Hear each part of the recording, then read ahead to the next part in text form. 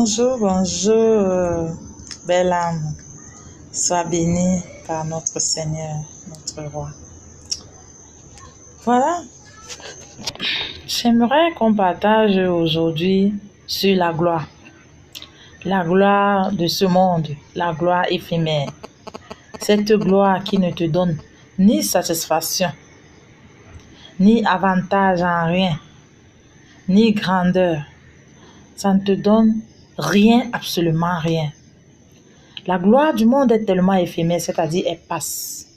Et elle passe très rapidement, parce que ce monde aussi va passer.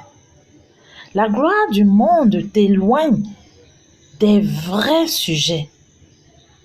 Ça t'éloigne des vraies choses que tu as accomplies en Dieu, du but que Dieu a tracé pour toi. Es-tu conscient que c'est le Seigneur qui a créé son monde et que c'est à lui qu'appartient toute la gloire? Pourquoi recherches-tu la gloire du monde? Pourquoi recherches-tu l'approbation des hommes pour faire des choses? Pourquoi recherches-tu l'amour des hommes pour soi-disant avancer? Recherche ce que Dieu a mis dans ton cœur.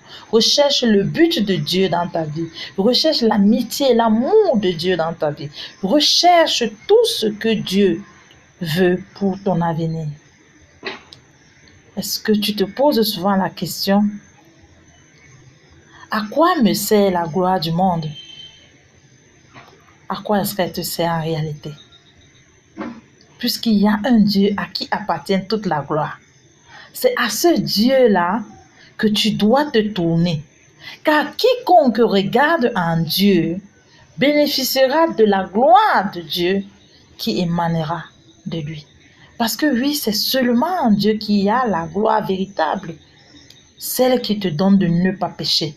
Mais quand tu fixes tes yeux vers les hommes, quand tu as ton regard fixé vers les choses du monde, quand tu as pour Dieu que l'argent et les choses du monde, alors tu recherches la gloire des hommes. Et cette gloire-là te sera prise. Toi-même, tu seras anéanti. Tu seras complètement nul et sans effet parce que Dieu ne partage pas sa gloire. Peu importe les millions, la richesse, ton statut dans ce monde, si tu ne te rabaisses pas devant Dieu, si tu ne donnes pas à Dieu toute sa place, tu seras anéanti. Donc mon frère, ma soeur, ne recherche plus la gloire du monde, s'il te plaît. Plie-toi en Jésus, sois dans l'obéissance de Dieu. Sois dans la réconciliation avec Dieu. Répands-toi de tes péchés et sois dans la soumission de Dieu.